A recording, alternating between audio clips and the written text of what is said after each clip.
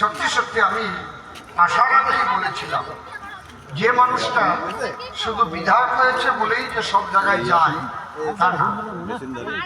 বিধায়ক হওয়ার আগেও আমার মনে হয় কোনো বিপদ আপদে পড়ে মানুষ তার কাছে গেলে খালি হাতে কখনো ফেরে না। ঠিক বলছি না বেঠিক বলছি? সত্যি কথা কও। যে কোনো বিষয় নিয়ে যাবে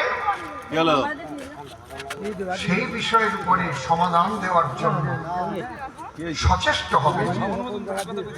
সেই মানুষটি আপনাদের কাছের মানুষ, পাশের মানুষ, একেবারে মনের মানুষ।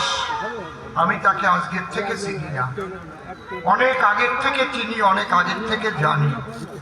সাম্য সৌম্য মূর্তি, যে মানুষটিকে দেখলেই মনের মধ্যে একটা ভালো লাগা, সেই ভালো লেগে ওঠে। বাহ, আমার এই মানুষটাই, সেই মানুষটা আপনারা পেয়ে আপনারা যে কি ধন্য হয়েছে বাবা। আমার কবি গান খালি আমারও দলবল শহর, ওখানে হতে হবে আগুয়ান। আমিও রাখতে এসেছি আজ নহাটাবাসী এবং আমার বাবাজির মান। বাবাজি এসে গেছেন আপনাদের সেই মনের মানুষ, প্রাণের মানুষ, কাছের মানুষ, যার উদ্দেশ্যে জোরে জোরে একটা হলুদ ধরে নেবেন। স্বপন মজুমদার মহাশয়, আমি ডাকছি বাবাজিকে। এক্ষুনি বাবাজি আমাদের মধ্যে উপস্থিত হবেন, এক্ষুনি আসবেন, আপনাদের সামনে এসে দাঁড়াবেন। আমাদের মনের মানুষ, কাছের মানুষ স্বপন মজুমদার, আমাদের কাছের মানুষ, আমাদের মনের মানুষ, সাম্য সভ্য মূর্তি, আমাদের জোরে জোরে ঝাঁকে ঝাঁকে উলুধ্বনি। জয় জয় শান্তি হরি ব্রহ্মানন্দ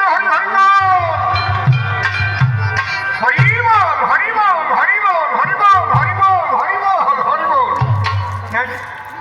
দেখলি কেমন ভালো খেয়ে ওঠে না মানুষ, ভালো মানুষ এইরকম। জয় জয় হরি বল। হ্যাঁ, এইবার তোমরা কি করবা একটু করো। তোমাদের কি আছে সম্বর্ধনা যা আছে তাই দেয়া। তারপরে বাবাজি দুই এক কথা বললেই আমি জবাব আরম্ভ করে দেব। মাইকটি আজকে খুবই ভালো আছে। কেটা কেটা যেন কইছিল মেশিন নাই, কেটা কইছে মেশিন নাই, মেশিনের অভাব আছে। ওই তোমরা আসো না কে? না, রেডি থাকতে হবে তো। আমরা পিছনে থাকলে হবে না। দেখো, বাংলাদেশে ওই কয়েকজন মানুষ তারা কিন্তু যুদ্ধ করে যাচ্ছে তালিবানি সন্ত্রাসীদের বিরুদ্ধে। এখনো আমাদের আত্মীয় স্বজন বাংলাদেশে আছে না নাকি? আছে তো? আপনারা ভাবতে পারেন এই বাংলাদেশ যেভাবে স্বাধীন করেছিল ভারতবর্ষ, ভারতের সেনারা জীবন না দিলে বাংলাদেশ কোনোদিন স্বাধীন হতো? ওই দিন হয়েছে ওই বাংলাদেশ আলাদা দেশ না করিয়ে এই ভারতের সঙ্গে নিয়ে যদি নিত তাই বাংলাদেশ আজকে থাকতো না। কি ঠিক কিনা? ঠিক তো? আশা করো কই নেও, তোমাকে একটা আলাদা বানাই দিলাম, আমাকে মানুষ বলতো সব আর বানাই দিত সব। আর এখন যাও ধরে ধরে কাটতেছে। যে লোকটা কোনোদিন একটা লাঠি ধরে না, মুখ দিয়ে একটা বাজে কথা বলে না, হরে কৃষ্ণ বলে নামের মালা, তারা একটা জিনিসে ছেলে একটা কুঠোরের মধ্যে, হ্যাঁ, সেই লোকটারে অন্ধকার ঘরে পুরো টান টান হয়ে শুয়ে থাকতেও পারে না।